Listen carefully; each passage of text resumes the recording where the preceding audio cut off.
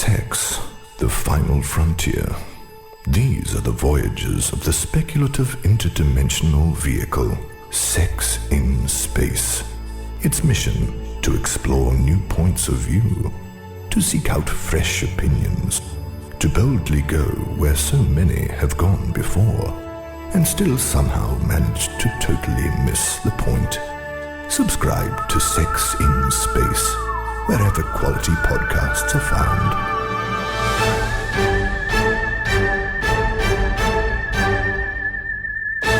Hi everyone, and welcome back to Sex in Space. I hope you're all doing fantastic wherever you are in the world. Thanks so much for being with us today, and please don't forget to show your support by liking, rating, and subscribing. Your feedback means the world to us. Make sure to check out our TikTok account and Instagram for more great Sex in Space content. Just search for us using our handle at sexinspace.com. We really love hearing from you and talking with you, so please feel free to reach out in any way you like. Now let's jump into an awesome interview. For this episode, Jane was lucky enough to speak with Reverend Dr. E. Scott Jones, and I'm going to let her introduce him. Without any further ado, let's get into it.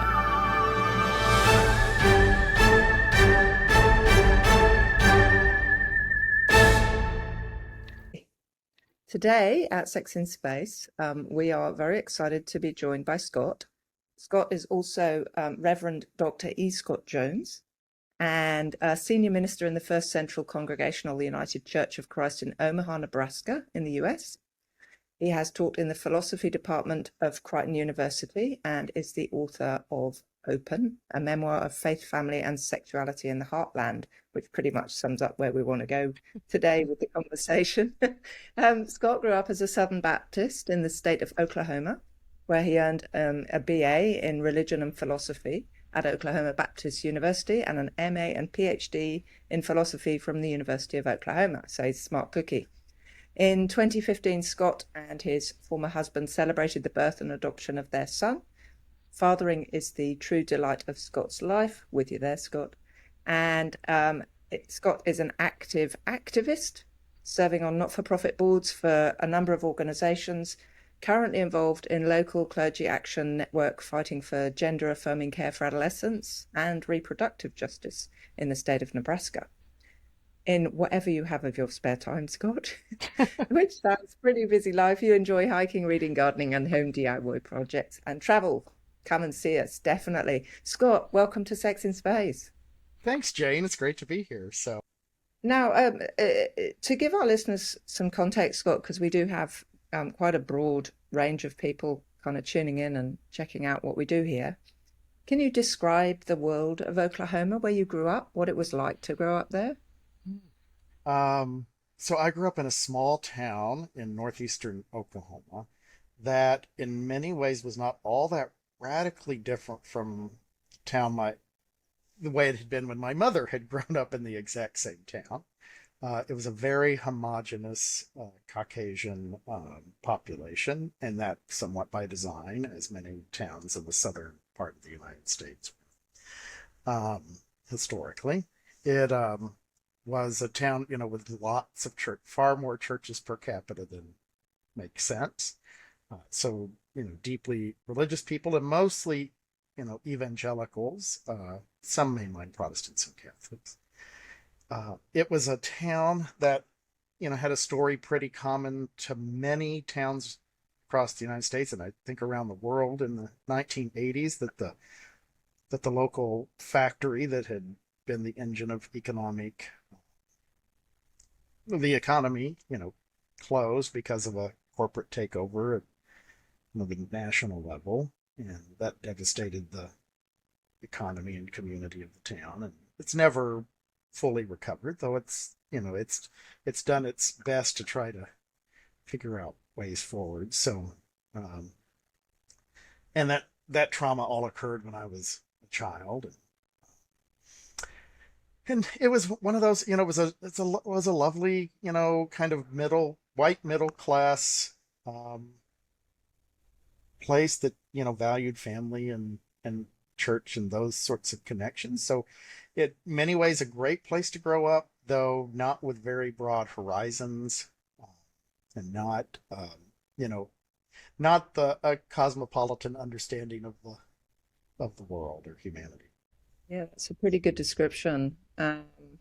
of a small community. And so growing up in that world, you obviously grew up involved with the church from a young age. Yeah. I was a church geek from early on, and just always fascinated by all of the all of the things church related.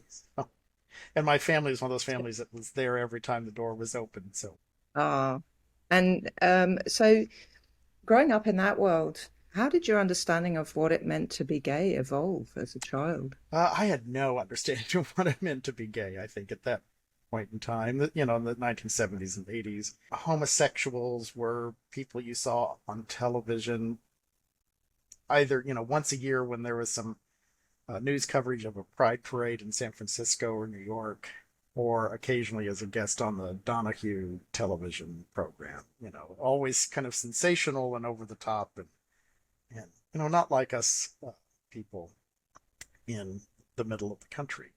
That being said, you know, as you get older and become a little more aware, uh, all of those small towns, you know, have their local gay people, and everybody kind of knows it, and are always kind of okay with their gay people, right?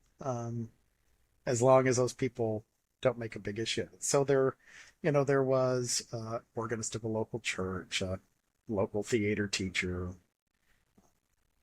a couple of women who were roommates, one of whom was a math teacher, the other a PE teacher, but you know, that sort of thing. So, and as you got older, you became aware of the fact that, oh, there were these people, but they sure didn't look like the people you saw on television. Right. So I don't think I had any real concept of it. Uh, I know that for myself, you know, early on, I can remember my first real sense of kind of a same-sex attraction at the age of 4. Four. I really do remember it, and Oh, but wow. having no concept for how to, I don't think I had a concept for how to understand that. And so I love the way you describe the fact that communities often been completely comfortable and accepting, and it's normal to have sexuality of different types in community in some Yeah, ways. yeah, as long, you know, but I you know, remember, as long as they didn't make an issue of it, you know, I mean, at the time period, those folks had been like openly or publicly out, wait, you know, with rainbow flags on their houses or something that not tolerated. yeah, it's That's changed interesting. in my hometown, like, which is nice to know. It's changed how. Oh, a couple of years ago, they had their first Pride festival. You know, this is a town of 13,000 people.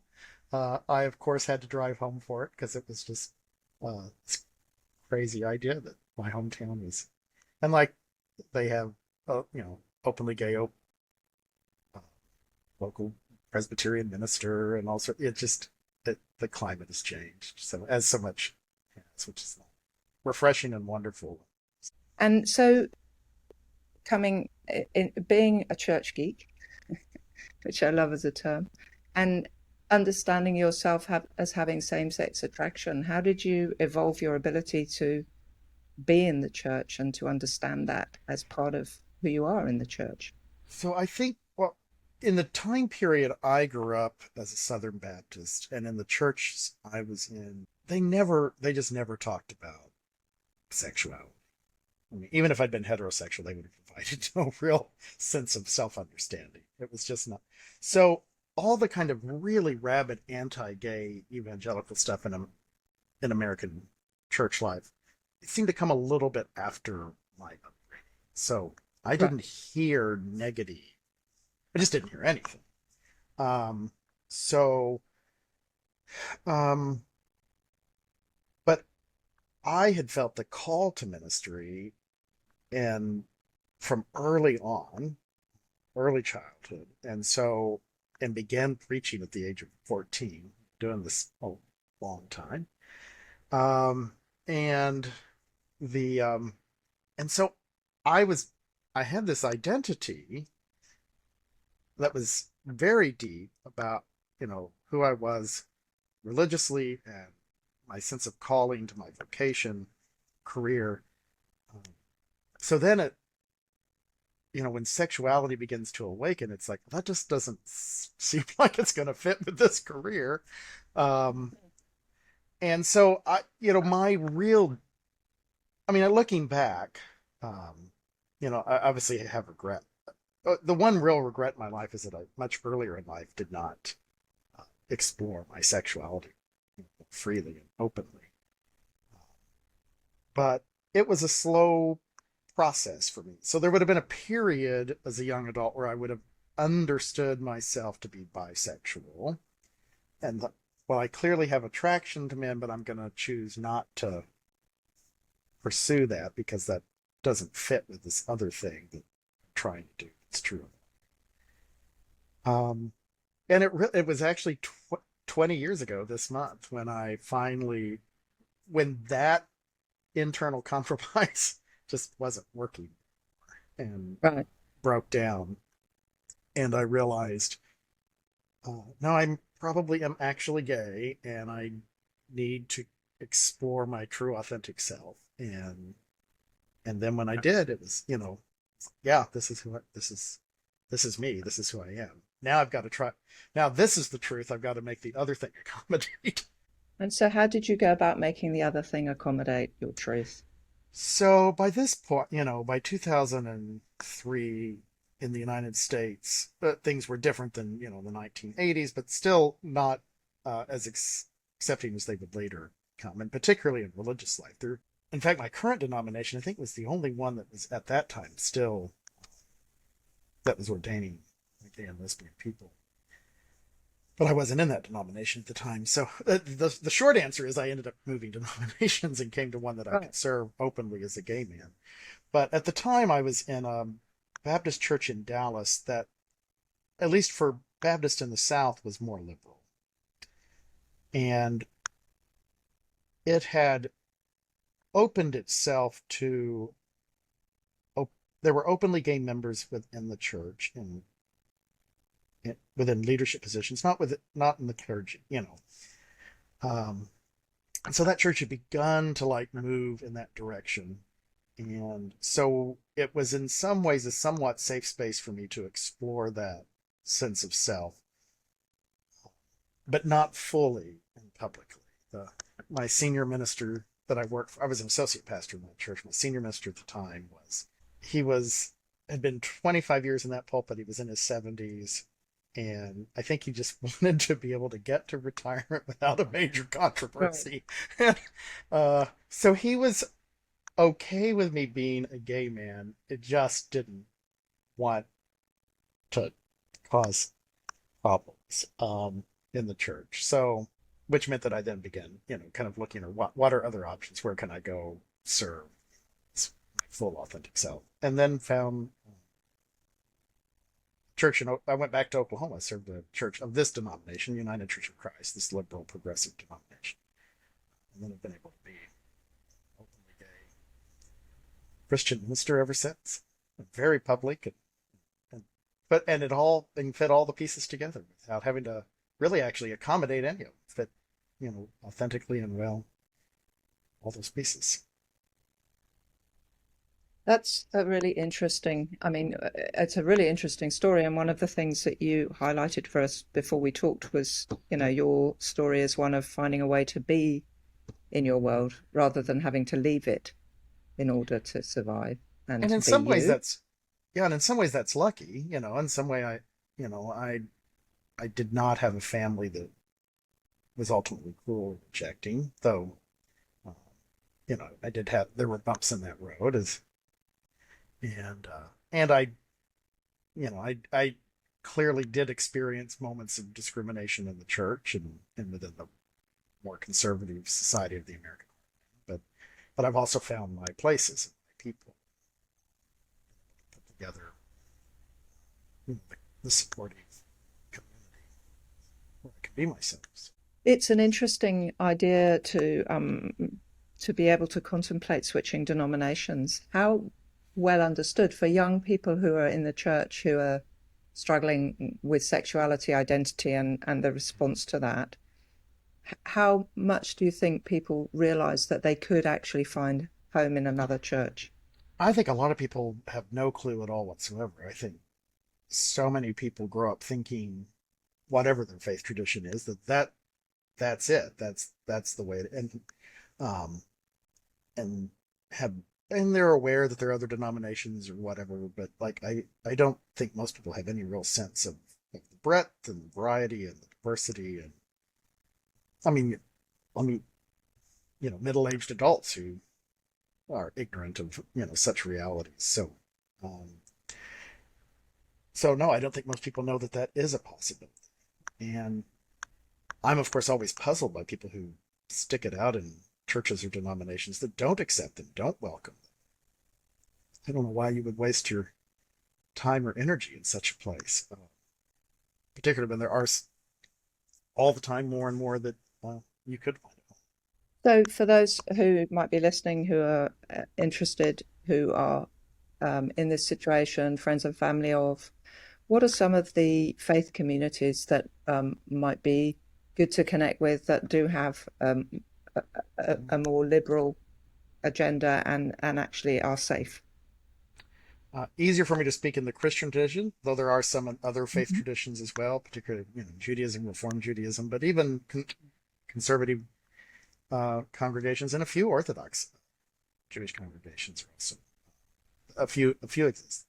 But within Christianity, and there's the Metropolitan Community Church, which is predominantly LGBT faith group that began in the 1960s, before there was a place for LGBT people in other denominations. My tradition, the United Church of Christ, has been ordaining gay men and women for over 50 years. So it has been kind of the leading liberal and accepting edge in the United States. But at this point in time, at least the national denominations of the Episcopal Church, the Presbyterians, the Evangelical Lutheran Church in America, all are accepting of gay people. You may have to find specific congregations here or there that are better at that than others. And of course, the Methodists right now are splitting over the very issue. So you can find Methodist congregations that are and Methodist congregations that aren't. It's the fight they're currently having. And then there's always a few others kind of out there that are little smaller groups or non-denominational or just independent kind of. And I do think there will slowly be more and more,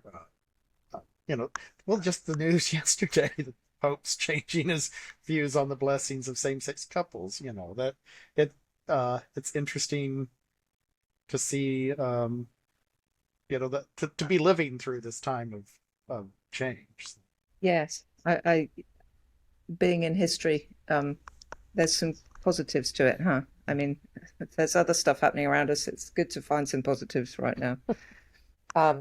And so you mentioned before it wasn't necessarily a smooth path with family when you were identifying as coming out with them.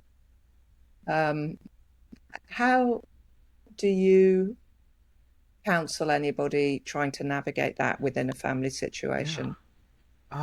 One thing I tell people is, it generally any person who's asking for advice and coming out to family, that person has themselves spent some time dealing with their own identity, their own sexuality, coming to terms with it, and are now ready to speak that truth. And I remind them that just as it was a process for them to realize who they are, that it often is going to be a process for the people they will tell, especially if those folks have no clue and have not already been, in some ways, preparing themselves for it. So the reaction that you first get may not be the reaction long-term and lifelong. Another bit of advice is that they always have to kind of establish their own boundaries and expectations. If they're going to go into that conversation with people, that it is not their job to answer all of their questions about the Bible or Christian theology, but maybe here's some resources that you can go look and do that research and reading work on your own. But be able to articulate to family that here is what is safe and healthy for me. I'm not going to entertain these these sorts of negative statements or condemnatory statements or any sort of like kind of check. So if that's I'm not going to be able to articulate to your if you have family that is a little more hostile, that these are my boundaries and expectations if we're going to continue to have this conversation, and then be willing to back those up with the family. So I always advise people that then if you think your family might not be okay with you being gay, then you do have to be prepared for the possibility of those relationships ending. So you have to kind of do that psychological work ahead of time to be somewhat ready. But it does, if you know for a fact that folks are going to have religious questions, religious concerns, then it probably does help to have some resource, right? You don't necessarily have to have it in hand it to them, but these days you could, obviously share things digitally, but just so that you have some way for that person to begin to kind of process and think through things. And if you have been a religious person, you've probably yourself already kind of gone through some of that. So you want people to say, here's what was helpful to me. I suggest it might be helpful. But again, that doesn't always work. So. No. And in terms of doing that preparatory work, which is good advice, are there particular online spaces or resources that do offer material that does allow for that broadening of the conversation? Of course, you can ask that question. I feel like my resources are dated at this point. They're because I haven't myself continued to read all of that sort of stuff, kind of basic introductory stuff. So nowadays, like here locally, I recommend people to a certain bookstore, and we're like, here's where this is where all the good resources are. But there has been this website that was, when I was coming out, was really helpful. It was called godmademegay.com. And it had been, and it's still up there. It still exists. It's not, kind of up to date, jazzy website. It's still very stuck in 20 years ago, I think. But it had been created by a 90-something straight former Southern Baptist minister who I actually knew. His name was Bruce Lowe. He was a lovely human being who realized that he was wrong about what he had thought and taught for years on. Well, actually, he realized he had said and done things over years and had never studied the issue. So he's right. When he was 80, he decided to go study the issue, and that changed his mind. And so, he wrote up this whole kind of treatise of treating the different biblical texts that people often cite issues, and wrote it as this elderly Southern Baptist minister for and then put it under this rubric that he thought people would be able to find, godmademegay.com, and it helped a lot of people. And it was, for years, that was the one I gave to people, and that was what I recommend, particularly from a more American evangelical background, because he spoke that language. I think that's brilliant. What a lovely story. And that ability to kind of accept that you've been working in a space without having full knowledge, or that you've got new knowledge and therefore you're shifting your position. And that, I guess, for those listening that are trying to deal with what their young people are bringing to them, or what friends or family are bringing to them, and you don't understand it and you're trying to process. Education is activism, right? Yeah. I hope that we're all mentally nimble at 80 to change our views on something. And so you are an activist. And yes. So do you want to talk to us about some of the work you're currently involved with? Well, the people listening may be aware that, in the United States this last year, we saw a lot of anti-trans legislation introduced in conservative state legislatures, and a lot of that targeting trans and non-binary adolescents and children. And so, Nebraska was included within that. We had a bill that would have, in its initial version would have banned gender-affirming care for adolescents altogether. What finally passed had some compromises and changes, but still isn't great. And actually, when it finally passed, it did both that and banned abortion in the same bill because they crammed those two in one bill. We mobilized a broad spectrum of civil society here in the state of Nebraska to oppose this legislation. Numerous religious denominations, Fortune 500 companies, the chambers of commerce, every single medical association, psychiatric, psychological, pediatric, everybody, all of the local, the state medical corporations. It was an impressive array of who opposed this legislation, and it still passed. So, and it was agonizing and excruciating. I spent much of the spring going weekly to our state legislature, which is about an hour or so away, and the day of the final passage, the state capitol building was just packed with queer and allied people chanting and singing and just trying to make their voice heard. Then at the moment that it actually passed, this kind of massive die-in of people, everybody just laid down. And it was heartbreaking. And so now we're gearing up for next legislative session and what happens next. So how do we try to prevent it from getting worse? Yeah, it's a long journey, huh? And I think that, for those out there who don't vote on key issues, like, get active, and it does matter. It's Iran is my poster child for a country that can change so radically that you can't even recognize it. And you can see communities lose so much power, so many rights. You can think of society's inevitable trajectory or is inevitably going to progress. We're going to get better. We're going to evolve better. It ain't like that. It doesn't, no. And we have to It only fight gets better if for... we make it better. Exactly. And so that kind of example of communities coming together and working together, I think that is a really positive response and a model for change in terms of how we progress. What's the model for change in community when you've got like disparate groups coming together? Is there a framework for how to achieve that? Where's the hub of energy for making that work?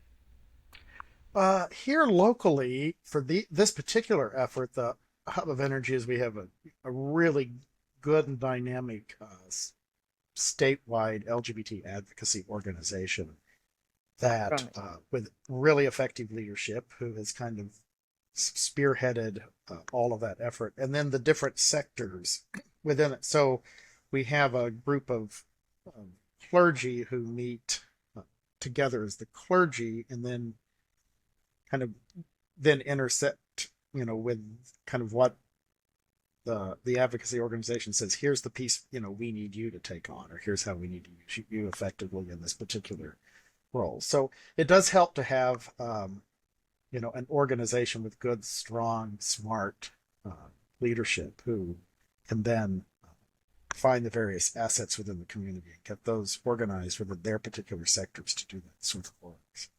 And I think one thing that, that churches become, we as clergy are not, part of it is we are trained to be public speakers, and we are trained to, do kind of persuasive work. And some of us are better at being spokespersons and lobbyists, but we're also trained at the care aspect. So some of what our role in these settings is to be present, hence, for instance, chaplains to other people who are there and that are hurting in the moment. And then, of course, the fact that we have congregation, we have whole communities, and the members of those churches are the members of the wider community. They're out there working and teaching, and business people and leaders and all that. So we have our networks that we can hopefully also call on to do what they can in their professional and personal lives to help participate in the cause. Yeah, that's I think a really nice model and a good point. That looking for where the strength is and building out the networks and getting involved if you've got the energy for it. So many of the people like yourself we talk to commit to activism and just give so much of themselves to that. So, giving some energy in support And you and have to seeing take what breaks. you can do. Yeah. After the legislative session ended, as I described, it so hard. I mean, for 2 months, I didn't do any of that sort of stuff. I just had to have me time, time to be a dad, take a break. Yeah. And so now you've had a bit of a break. What are your aspirations for what you'd like to try and achieve over the next forward wee while? A good answer to that question, because it seemed we were so much in the kind of reacting to what's happening in the moment.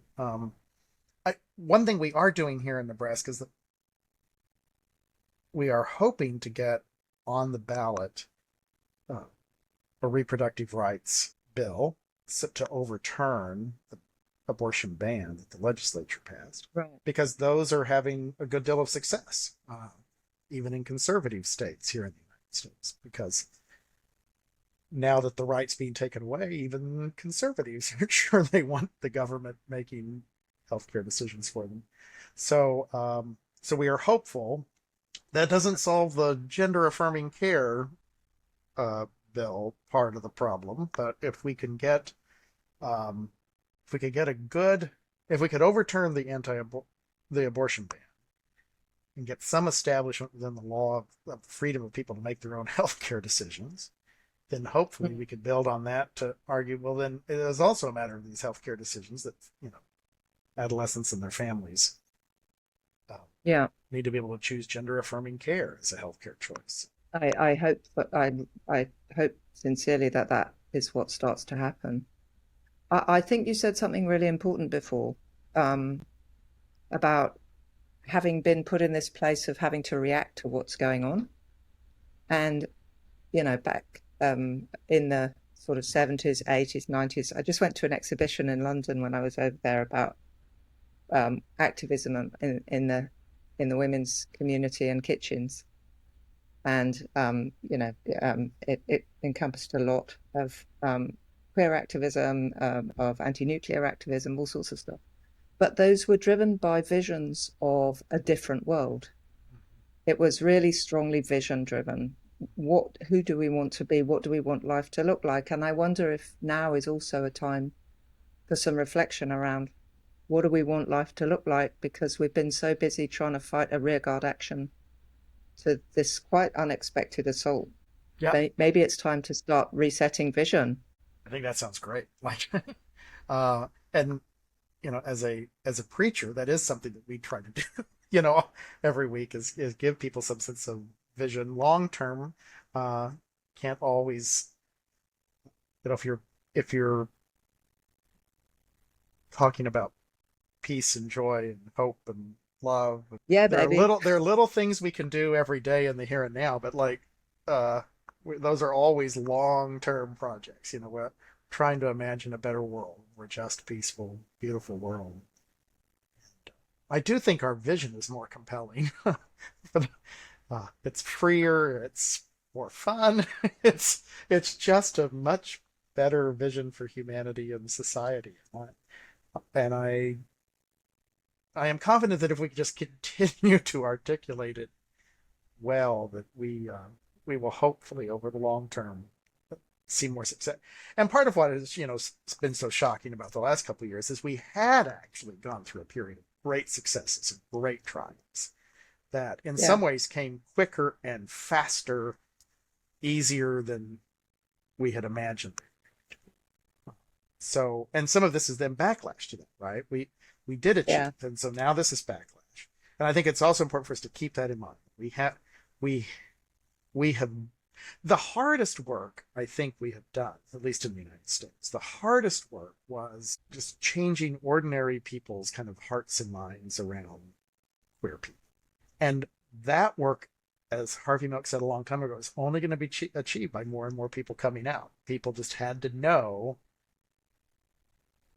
gay, lesbian, bisexual, and trans people. And so we spent decades just doing that. So every single person who, they may not have been an activist, but every single person who ever came out and ever had to have this conversation with them, every single one is a little triumph on the long-term process of getting us to where. Because at least in the United States, the polls are so clear about like the radical change in acceptance of, say, gay marriage, for instance, from overwhelming opposition to overwhelming support.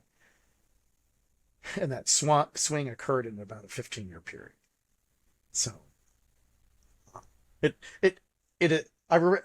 once I have to remind myself how exciting like 2015 was. Yeah. 2015 was a great year. That's the year we won gay marriage. My son was adopted. Donald Trump had not entered the picture yet. Yeah. But, Yeah. It wasn't that long ago. No, it wasn't. And again, I think the other important thing that you've highlighted is that there's such a shift going on in the church, and the church has access to a whole bunch of regular folks and congregations. And I think maybe actually that there's, and you're in a very religious country, there's maybe really important work through your community and your activism to yet be done. This particular church I serve in, I've been here 13 and a half years now. And it's the oldest Protestant church in the city of Omaha, so one of the oldest in the state of Nebraska. And Omaha, Nebraska, that's about as boring middle of the country as you can get. Like, if you want just kind of boring Heartland Americans, this is it. And so this is this old historic church. It's 95% heterosexual. But they in 2010 hired me as an openly gay man as their pastor, and I felt at the time that signified something in the broader movement, and I think I've had that effect coming into this community. Other than the MCC pastor, it's the only openly gay pastor in Omaha when I got here. Now there's a bunch of us in multiple denominations. Great trans woman minister at the Second Unitarian Church, and it's just a different. When I first got here, someone said to me, like, "I really think you're going to bring some shake up to this community that needs to be there." And I don't know how much was me, but it's a very different place than it was. But yet it's still just, middle of America. I think you could probably take some credit, Scott. Hope so. Yeah, no, I think that's really heartening and smart of the church. Faith is an important location in this world we're in. And if I may, I think the church in many forms has a lot to answer for in terms of some of the frameworks we work with today. Yeah. So for the church to work to undo them, right? One of the things we did locally back in 2011, a group of local clergy, we wrote something called the Heartland Proclamation, and then we ended up getting a few hundred clergy from the area who signed on, and it opened with a confessional statement. The reason we as religious leaders need to make this statement is because we are largely at fault for the damage that has been done to LGBT. Yeah. So owning that sin, confessing that sin, seeking forgiveness for that sin, and then committing to move forward. And I think that was a really important piece to occur here in Nebraska at kind of the beginning of organizing progressive people of faith to be supportive of LGBT causes. Sounds amazing. Is it online that we can have a look at? It was. I don't know that website is live. Yeah, and it's it was a really nice example, heartlandproclamation.org. was what I think what it was. So. I think, it's another really nice example of being able to shift. And I do think you have to recognize. start with it. Own your part of the problem. Admit it. Yeah, I think there's something in there for all of us, that ability to calmly examine a situation rather than reacting and heat driving, because that removes your ability to think clearly anyway. And to get educated about each other, to be curious about each other. It creates opportunities for shift. Yeah. Is there anything we haven't talked about today that you'd like to bring attention to? Well, I'd like to circle back around, I think, to something because I think these challenges often, it's possible that we can become cynical and despairing because when we lose things, when we lose these battles. And I like your emphasis on vision, the long-term vision. And that is exciting, and that is fun, and that is good. And so we may not win, every battle, but we really do need to stay focused on what are even the little and small things that we can do to take care of ourselves, and then to try to influence those that we come in contact with. Not everyone's going to be an activist. Not everyone's a big public speaker. Not everyone's comfortable with that. But all of us can do our little part to be educated and to kind of try to keep that vision. And then find community with other people who feel the same way.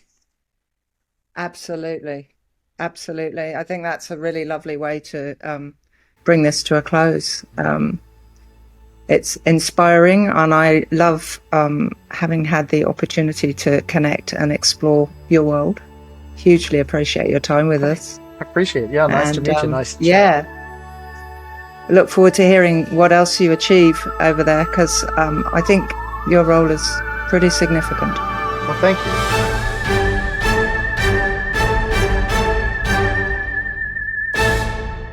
We really hope you enjoyed this episode. Check out the links in the description if you'd like to learn more about Scott's book or watch his TED Talk.